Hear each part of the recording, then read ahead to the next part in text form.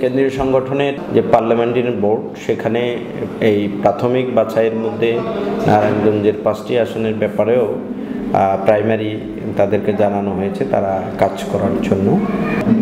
নারায়ণগঞ্জ সদর এবং বন্দর মিলে যেটা 5 আসন, এটা আমাদের সর্বজন শ্রদ্ধেয় মাওলানা মঈনুদ্দিন আহমদ, যিনি আমাদের কেন্দ্রীয় কর্ম পরিষদ সদস্য।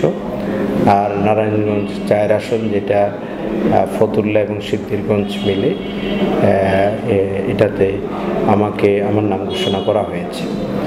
এখানে রূপগঞ্জে হচ্ছে আনোয়ার হোসেন মোল্লা, এরপর হচ্ছে 2500-এ আমাদের ইলিয়াস মোল্লা, এরপরে সোনারগাঁয়ে ডক্টর ইকবাল হোসাইন।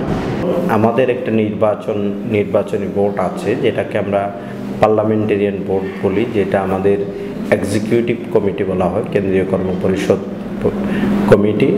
এটি আর যে সভা, এই সভার মাধ্যমে আমাদের বিগত প্রায় বছরখানেক আমরা যাদেরকে প্রার্থী করব, আমাদের যারা জনশক্তি আছে, নেতাকর্মী আছে, তাদের গোপন ভোটের ভিত্তিতে তাদের নেতা সিলেকশন এবং পাশাপাশি এটা পাবলিক প্রসপেকশন থাকে যে আসলে এই এলাকার লোকরা কাকে নেতা হিসেবে চায় আমাদের দলের মধ্য দিয়ে, সেটারও একটা জরিপ হয়। সব কিছু মিলিয়ে যাকে উপযুক্ত এবং দক্ষযোগ্য হিসেবে সংগঠন মনে করে তাকে প্রার্থী হিসেবে ঘোষণা করে। তো আমাদের এখন যেটি হয়েছে, এটা সারা দেশে 300 আসনের মতো নারায়ণগঞ্জও আমাদের 5টি আসনে প্রাথমিক চিন্তা করা হয়েছে।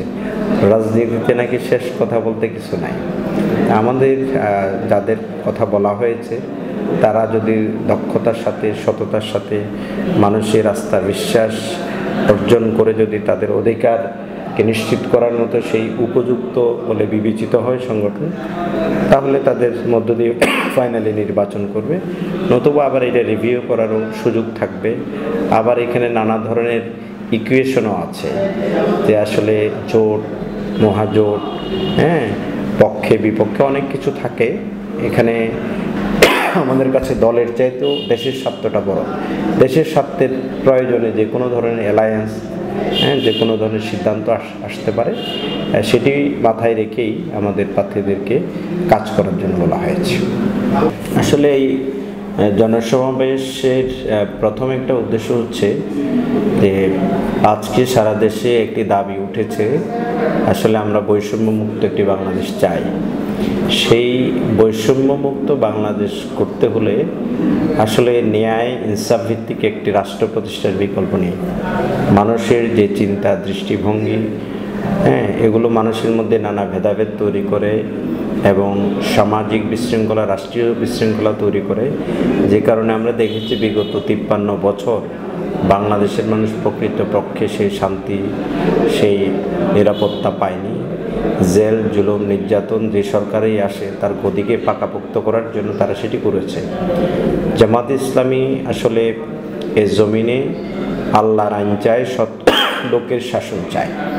মূলত নেতৃত্বের আমূল পরিবর্তনের মধ্য দিয়ে, সৎ এবং যোগ্য নেতৃত্বের মধ্য দিয়ে এ সমাজকে পরিবর্তন করা সম্ভব। অসৎ নেতৃত্ব দিয়ে আমি যতই ভালো কথা বলি, সুন্দর কথা বলি, তার যদি যোগ্যতা না থাকে, দক্ষতা না থাকে, আল্লাহর ভয় না থাকে, তার মাধ্যমে অন্তত অন্য কিছু হতে পারে, জনগণের কোনো সেবা হতে পারে না। এবং সেজন্যই আমরা একটি ভয়েস রেজ করতে চাই। আমরা বৈষম্যমুক্ত একটি বাংলাদেশ চাই। আমরা সন্ত্রাসমুক্ত, মাদকমুক্ত, কিশোর গ্যাংমুক্ত, নিরাপদ একটি নারায়ণগঞ্জ চাই।